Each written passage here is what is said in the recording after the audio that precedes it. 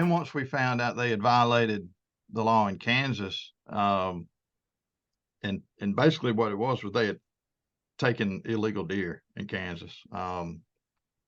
I think if I recall right, they didn't have proper tags or took more than they had tags for, or were hunting, I think, with a tag for one zone, but killed a deer in a different zone or something. Anyway, they had serious violations and illegally harvested deer in Kansas. And they then knowingly transported illegally taken deer in Kansas back to South Carolina. And when that happens, they triggered something called the Lacey Act, which is a federal law that covers a lot of things. But basically, it's illegal to knowingly transport illegally taken wildlife across state lines. So they had, now gone from just having a state violation in South Carolina, or potentially maybe a couple other states jumping on with state violations, to getting the attention of the feds and U.S. Fish and Wildlife Service. So the case got turned over to the feds, and for those people who know a lot about federal prosecution, it takes a little bit of time, and this also happened during COVID, which really slowed things down too, because federal courts weren't moving a lot of cases at that point in time. So this thing kind of drug on, and there was a lot of investigation in it, that had to do with a lot of technology and search warrants and whatnot. But at the end of the day, they ended up being charged with Lacey Act violations, and there was 3 individuals, and they all worked out plea deals in federal court,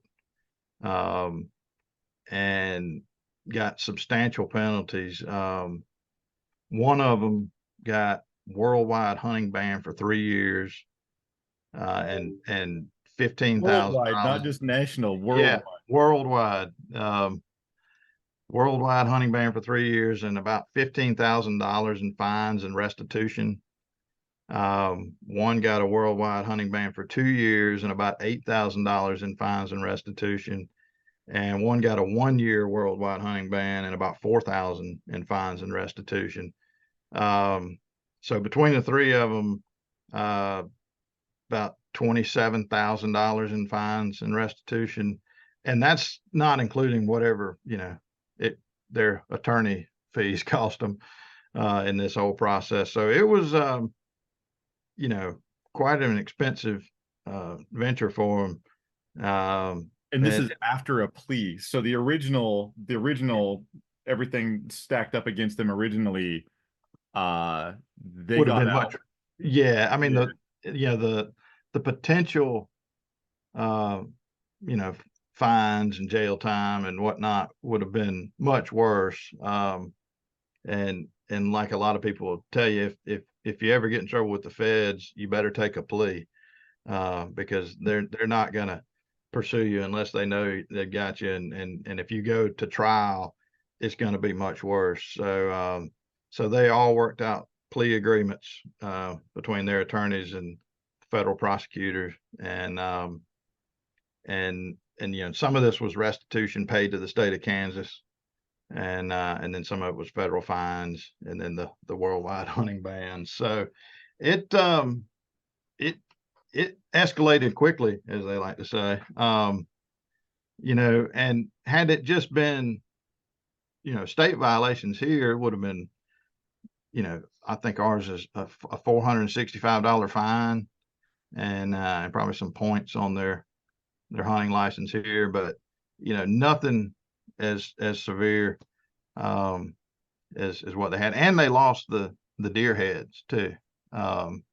Those were all confiscated. So it was a prime example of what can, how bad it can get if you violate wildlife laws, and then particularly if you violate laws and then transport, the illegally taken wildlife across state lines. So, that's really what got this case a lot of attention, and it kind of showed up in the media.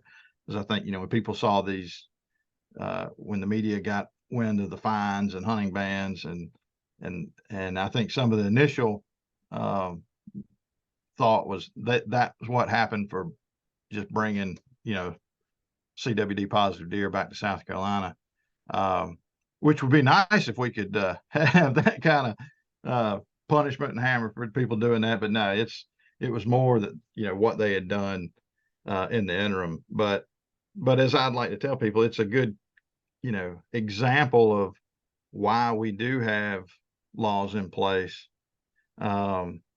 because, we had a real opportunity for CWD to be brought back into the state had we not, caught these guys and intercepted that deer and gotten it tested and then disposed of properly. So, that's why we do this. That's why we have these laws on the books to try to keep, this disease out. Yeah, and did South Carolina find out about this, the transport of this? Because originally it wasn't known if it was chronic wasting disease positive. Did you catch? You said they were waiting for them. Did they even get into the state, or did you have to go? Was there the possibility, I guess, that they infected other areas that you didn't know about? They were caught pretty quick after they got into the state. So, we feel pretty good that, hopefully, I mean, now obviously, as we were just talking, there's a risk of something, dripping or whatnot. But as far as at least the deer head wasn't, disposed of improperly, and and all that infectious material just put out onto the landscape. So, we feel like pretty good chance there was no infection, but that's about as close as, you can get. I mean, had we not, had some intel that these guys were out there hunting and bringing back deer, not made this case, because I'm sure there's cases where, that slip by us. There's people that hunt out of state and bring back deer, and obviously, as I said, there's been cases made every year, but we don't catch them all. But that's kind of the educational component of this too, is to say, hey, this can happen and it does happen.